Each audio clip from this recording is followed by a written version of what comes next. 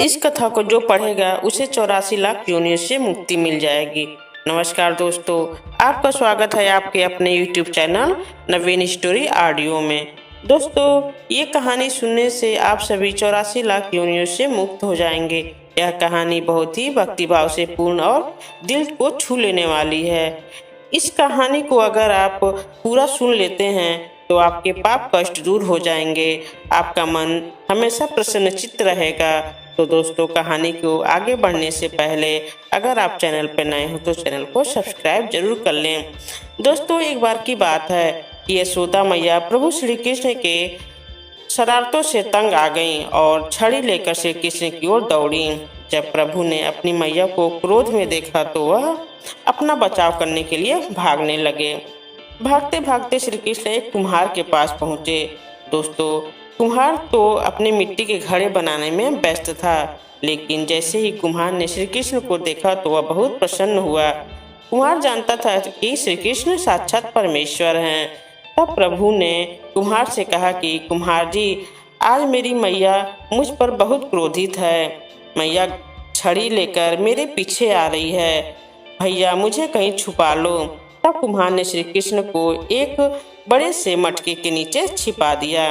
दोस्तों, कुछ ही क्षणों में मैया यशोदा भी वहां आ गई और कुम्हार से पूछने लगी, क्यों रे कुम्हार, तूने मेरे कन्हैया को कहीं देखा है क्या? कुम्हार ने कह दिया, नहीं मैया, मैंने कन्हैया को नहीं देखा। श्री कृष्ण ये सब बातें घड़े के नीचे छुपकर सुन रहे थे। मैया तो वहां से चली गई। अब प्रभु श्री कृष्ण कुम्हार से कहते हैं, कुम्हार जी, यदि मैया चली गई हो तो मुझे इस घड़े से बाहर निकालो। कुम्हार बोला, ऐसे नहीं प्रभु जी, पहले मुझे 84 लाख योनियों के बंधन से मुक्त करने का वचन दो। भगवान मुस्कुराए और कहा, ठीक है, मैं तुम्हें 84 लाख योनियों से मुक्त करने का वचन देता हूँ। अब तो मुझे बाहर निकाल दो। कुम्हार कहने लगा, मुझे अकेले नहीं प्रभु जी, मेरे परिवार के सभी लोगों को भी 84 लाख योनियों के बंधन से मुक्त करने का वचन दोगे तो मैं ही आपको इस घड़े से बाहर निकालूंगा। प्रभु जी कहते हैं, चलो ठीक है, उनको भी 84 लाख योनियों के बंधन से मुक्त होने का मैं आपको वचन देता हूँ। अब तो मुझे घड़े से बाहर निकाल दो। दोस्तों, कुम्हार बहुत समझदार था। उसने प्रभु जी को अपनी प्यार भरी बातों में फंसा लिया और प्रभु भी उसके भोलेपन पर मोहित हो गए। अब कुम्हार कहता है, बस प्रभु जी, एक विनती और है, उसे भी पूरा करने का वचन दे दो तो मैं आपको घड़े से बाहर निकाल दूंगा। भगवान बोले, वो भी बता दो, क्या कहना चाहते हो? कुम्हार कहने लगा, प्रभु जी, जिस घड़े के नीचे आप छुपे हो उसकी मिट्टी मेरे बैलों के ऊपर लाद कर लाई गई है। मेरे इन बैलों को भी 84 लाख योनियों के बंधन से मुक्त करने का वचन दो। भगवान ने कुम्हार के प्रेम पर प्रसन्न होकर उन बैलों को भी 84 लाख योनियों के बंधन से मुक्त होने का वचन दिया।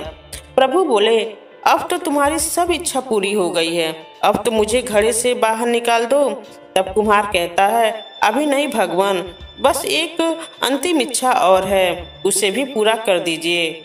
और वो ये है, जो भी प्राणी हम दोनों के बीच के इस संवाद को सुनेगा उसे भी आप 84 लाख योनियों के बंधन से मुक्त करोगे।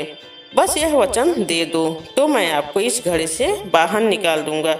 कुम्हार की प्रेम भरी बातों को सुनकर प्रभु श्री कृष्ण बहुत खुश हुए और कुम्हार की इस इच्छा को भी पूरा करने का वचन दिया। दोस्तों, तब जाकर कुम्हार ने बाल श्री कृष्ण को घड़े से बाहर निकाल दिया।